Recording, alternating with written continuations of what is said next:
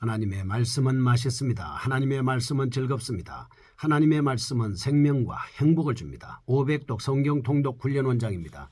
여수 살리는 교회 임기환 목사가 하나님의 말씀을 봉독하고 전하는 시간입니다. 사무엘상 13장을 봉독하고 말씀을 전하겠습니다. 사무엘상 13장. 사울이 왕이 될 때 40세라. 그가 이스라엘을 다스린 지 2년에 이스라엘 사람 3,000명을 택하여 그 중에서 2,000명은 자기와 함께 믹마스와 베델산에 있게 하고 1,000명은 요나단과 함께 베냐민 기브아에 있게 하고 남은 백성은 각기 장막으로 보내니라. 요나단이 게바에 있는 블레셋 사람의 수비들을 치매 블레셋 사람이 이를 들은지라. 사울이 온 땅에 나팔을 불어 이르되 히브리 사람들은 들으라 하니 온 이스라엘이 사울이 블레셋 사람들의 수비대를 친 것과 이스라엘이 블레셋 사람들의 미움을 받게 되었다 함을 듣고 그 백성이 길갈로 모여 사울을 따르니라. 블레셋 사람들이 이스라엘과 싸우려고 모였는데 병거가 3만이요 마병이 6,000명이요 백성은 해변에 모래같이 많더라.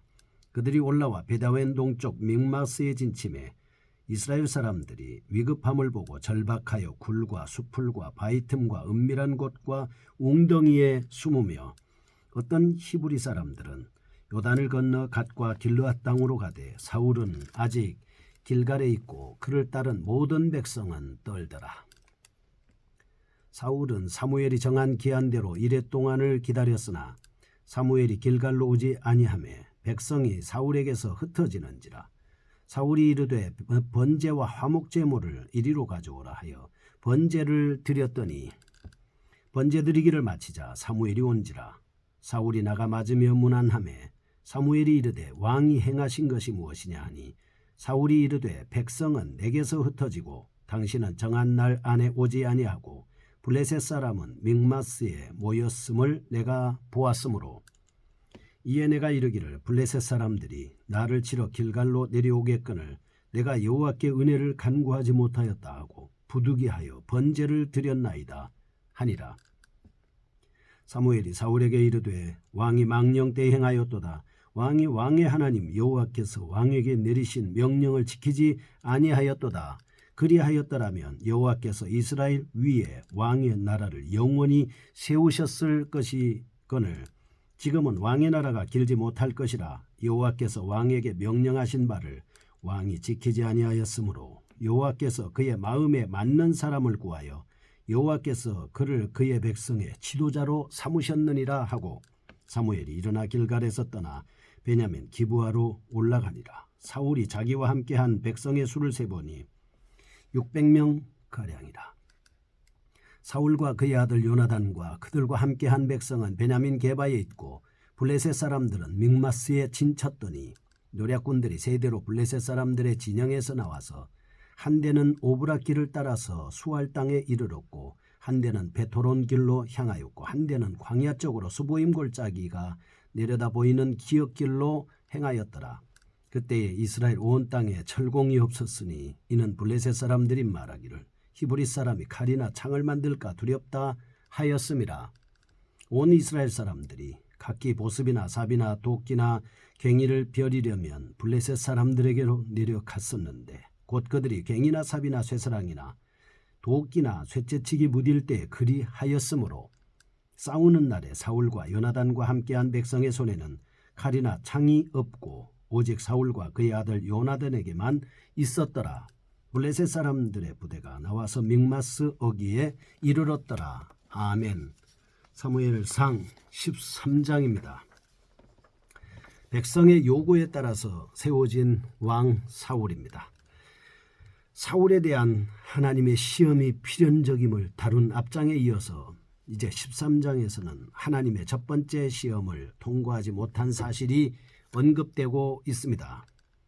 13장을 크게 세 가지 내용으로 나눌 수가 있습니다. 첫째, 1절에서 8절을 보면 사울이 자신에게 부여된 임무 수행을 위해서 블레셋을 쳤습니다. 그런데 오히려 전황이 불리하게 됨에 따라서 백성들이 동요하기 시작했습니다. 두 번째, 9절에서 14절입니다. 백성들이 동요하자 그것을 수습할 목적으로 사울이 사무엘의 직무 영역을 침범하는 범죄 행위를 하게 됩니다. 세 번째, 15절에서 23절입니다. 블레셋의 군대는 막강했습니다. 이스라엘 백성들은 무기도 제대로 소유치 못한 연약한 군대였습니다. 이상으로 미루어 볼 때 당시 사울 왕국은 아직 완전한 조직 체계를 갖추지 못했다라고 하는 것을 알 수가 있습니다. 당시 백성들이 열방과 같은 통치 체계를 갖춘 균형 잡힌 왕국을 팔짱에서 원하긴 했지만 오랫동안 자유로운 체제에 익숙해 있었기 때문에 그들은 다만 자신들에게 왕이 있다는 사실 자체로 만족했을 것입니다. 더구나 이때는 사울이 왕이 오른 지 2년째 되는 해였기 때문에 세금 부과와 같은 백성들에게 짐이 되는 제도도 아직 확립되지 않았을 것으로 볼 수 있습니다. 뿐만 아니라 중앙의 권력을 강화하기 위해서 중앙 집권적 통치 형태로의 전환을 강력히 시도하지도 않았을 것이다. 이렇게 볼 수가 있습니다. 이는 사울이 각 지파별 자치제도를 유지하려는 백성들의 생각을 잘 읽고 있었기 때문이다. 이렇게 볼 수가 있죠. 그러나 달라진 것도 있었습니다. 사울에 의해서 상비군이 조직되었다는 사실입니다. 이 같은 상황에서 사울은 자신에게 주어진 임무 수행을 위해서 자신의 상비군으로 블레셋 족속을 치게 됩니다. 우리는 여기서 하나님께서 사울을 이스라엘의 왕으로 세우신 가장 큰 목적이 블레셋의 압제에서 이스라엘을 구원하는 일이었음을 9장 16절을 통해서 명심해야 할 겁니다. 그 당시 블레셋은 이스라엘의 서쪽 영토를 많이 잠식하고 있었습니다. 사사기 13장에서 16장을 보면 알 수가 있죠. 심지어 이스라엘의 내정에도 깊이 관여하고 있었습니다. 19절에서 21절입니다. 바로 이 같은 당시의 현실은 사울로 하여금 블레셋 사람들에 대한 공격 의도를 촉발시켰을 것이다 라고 하는 것을 볼 수가 있습니다. 한편 하나님께서는 바로 이 군사작전 과정을 사울에 대한 하나님의 시험 기회로 삼으셨다라고 하는 것을 알 수가 있습니다. 사실 군사적 위기 상황만큼 하나님에 대한 신뢰성 여부를 판단하기 좋은 경우는 없습니다. 하나님께서는 바로 이 시험을 위해서 백성들을 7절과 8절에 보면 동요시킵니다. 이스라엘 군대를 전면에서 매우 약하도록 섭리하게 하셨습니다. 19절에서 22절에 말씀합니다. 만일 이스라엘 백성의 무기나 혹은 군사력이 강했다면 백성들의 동요는 없었을 것입니다. 그렇지만 사울이 결국 이 시험을 통과하지 못한 8절에서 14절 말씀에 보면 인간의 요구에 따라서 세워진 왕이라는 약점과 결코 무관하지 않습니다. 따라서 그가 시험을 통과하지 못한 것은 어떻게 보면 당연한 귀결이라 할 수 있겠습니다. 바로 이 같은 점은 사울에게는 비극이라면 비극이다 이렇게 볼 수가 있습니다. 첫 번째 1절에서 8절입니다. 불신앙적 행위의 배경을 보겠습니다. 11장에 암몬과 전투를 합니다. 사울의 두 번째 전투 블레셋의 수비대를 습격한 결과 이스라엘 간의 전쟁이 벌어지게 됐습니다. 사울이 하나님 앞에서 범죄하게 된 계기를 형성하였다는 점에서 중요한 의미를 지니고 있습니다. 첫째, 사울이 블레셋에 대해서 개인적으로 공세를 취하는 시기라고 1절에 말씀합니다. 두 번째, 사울의 상비군이 이스라엘 영토 내의 블레셋 수비대를 공격한 사실을 2, 3절에서 말씀하고 있습니다. 세 번째, 백성들이 사울을 지원하기 위해서 지원병을 구성한 사실이 3절과 4절에 보면 나와 있습니다. 네 번째, 블레셋의 역공으로 전황이 바뀌었습니다. 백성들이 심히 동요하고 있는 모습을 5절에서 8절 말씀을 보면 알 수가 있습니다. 본문에는 자세한 언급은 없습니다. 이런 전쟁과 관련해서 사무엘이 길갈로 와서 하나님께 대한 제사 의식을 주도하도록 사전에 사울과 약정이 되어 있었습니다. 8절과 9절에 보면 나옵니다. 그런데 혹자는 여기에 이 약정이 10장 8절에 언급된 것이라고 주장하기도 합니다. 그러나 10장 8절의 언급은 사울이 기름 부음을 받은 그날에 이루어졌고 본장의 전투는 사울의 왕의 제2년째에 발발했다는 점에서 전혀 맞지 않는 주장입니다. 본서에 언급되고 있지는 않지만 사무엘과 사울은 10장 8절과의 거는 다른 약속을 했음이 분명합니다. 아무튼 그때 사울은 매우 당황했음이 분명하죠. 왜냐하면 백성들이 블레셋 군대의 강력한 군사력에 압도되어 부대에서 이탈하기 시작했기 때문입니다. 사무엘이 약정한 그날 늦게서야 10절에 보면 도착합니다. 그런데 우리는 이 모든 상황을 심지어 사무엘이 늦게 도착한 것도 하나님의 섭리에 의한 결과였을 것으로 보아야 한다라고 하는 것입니다. 왜냐하면 하나님께서 그렇게 환경을 조성하신 것입니다. 그렇지만 이때 사울은 자신의 직무를 넘어 하나님의 선지자 사무엘의 직무를 침범해서는 안 됩니다. 어떠한 상황에서도 신정국가의 왕인 사울은 하나님의 법을 존중할 의무가 있습니다. 만일 그가 진정한 믿음만 있었다면 그 같은 상황에서도 하나님을 의지하여 위기를 슬기롭게 넘길 수 있었을 겁니다. 근데 여기서 우리는 첫째, 성도의 신실성 여부는 역경 중에서 판가름 난다. 두 번째, 하나님께서는 백성들의 신실성을 확인하시기 위해서 때때로 역경을 주신다라고 하는 것이죠. 두 번째입니다. 9절에서 14절, 사울의 불신앙적인 월권 행위를 봅니다. 왜 이런 일이 생겼습니까? 사울이 실제로 불신앙적 범법 행위를 한 데 대한 말씀입니다.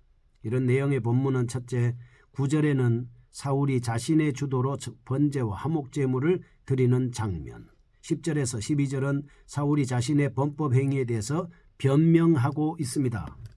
세 번째, 13절 14절은 사무엘이 사울의 범법 행위에 대해서 정죄하고 있는 장면입니다. 한편 여기서 번제는 하나님께 대하여 백성들이 헌신을 다짐하며 또한 자신들의 거룩성을 유지를 위해서 드리는 제도입니다. 화목제물은 백성들이 하나님과의 화목과 친교를 도모하기 위해서 드리는 제사 제물입니다. 그런데 사울의 블레셋과의 전쟁은 이미 하나님께서 작정하신 바였다는 점에서 성전임이 분명합니다. 따라서 여기에 이 제사가 갖는 의미는 매우 심대한 것이었습니다. 그리고 그 같은 제사는 반드시 하나님의 선지자에 의하여 주도되고 제사장에 의하여 주도되어야 됐습니다. 그런데 그는 사울이 이런 범법 행위를 한 것입니다. 우리는 이 사울의 행위를 통해서 두 가지 성격으로 구정지을 수 있습니다. 첫째, 그의 행위는 불신앙에 근거한 것이다. 하나님을 의지하기보다는 군사력을 이용하여 블레셋 족속과 맞서려 했던 것이다. 둘째, 그의 행위는 자신의 직무 범위를 넘는 건방진 것이었습니다. 이스라엘은 비록 형식적으로는 왕국이었지만 그래도 여전히 본질상 신정 국가입니다. 따라서 이스라엘은 왕에 의해서 독단적으로 다스려지는 나라가 결코 아니었습니다. 하나님께 대한 경배의식을 담당하는 제사장과 하나님의 뜻을 받아서 백성들에게 전달하는 선지자가 이스라엘을 위하여 존재하고 있는 것입니다. 그렇다면 왕으로서 사울은 사무엘의 선지자와 제사장으로서 역할을 인정해야만 했습니다. 그런데도 불구하고 사울이 사무엘의 직무를 침범한 것은 이스라엘의 신정국가됨을 부인한 행동이었습니다. 하나님께서 이스라엘의 왕되심을 부정하는 행위였습니다. 하나님께서는 이스라엘의 진정한 왕이시며 그러므로 신정국가라는 점에서 사울의 왕권갱신 때 사무엘에 의하여 눈에 강조되었던 바였습니다. 이 때문에 이제 사무엘은 그러한 사울의 패역과 관련하여 사울의 왕권이 오래가지 못할 것임을 선언하고 있습니다. 여기서 우리는 첫째, 참된 신앙만이 모든 문제 해결의 원동력이다. 둘째, 하나님이 자신을 통치자로 인정하지 않는 자는 열매를 맺을 수 없다라고 하는 것입니다. 세 번째입니다. 15절에서 23절. 블레셋과의 본격적인 전투에 앞서 사울 군대와 블레셋 군대의 전력을 대비해주고 있습니다. 블레셋 군대는 수적으로나 공격력에서 이스라엘 압도했죠. 블레셋 군대는 장비면에서도 이스라엘을 압도합니다. 사울은 이스라엘 왕이 되어 상비군을 두는 혁신적인 국방정책을 도입하기는 했지만 수는 고작 포병 3개 부대에 지나지 않았습니다. 블레셋은 매우 호전적인 민족이고 그리고 군사력을 유지하고 있었습니다. 오늘날로 치면 전차와 다를 바 없는 수많은 병거와 기마대를 보유하고 있었습니다. 이 같은 군사력의 차이는 백성과 사울로 하여금 두려움에 떨도록 하기에 충분했습니다. 이스라엘의 정규병조차도 철제 무기로 제대로 소유하지 못했다는 사실입니다. 처음부터 철기 문명을 도입한 블레셋은 자신들의 이스라엘에 대한 지배를 용이하도록 하기 위해서 이스라엘의 철기 산업을 완전 통제해 왔습니다. 이러한 사항들을 통해서 피상적인 시각만으로 봐서는 안 됩니다.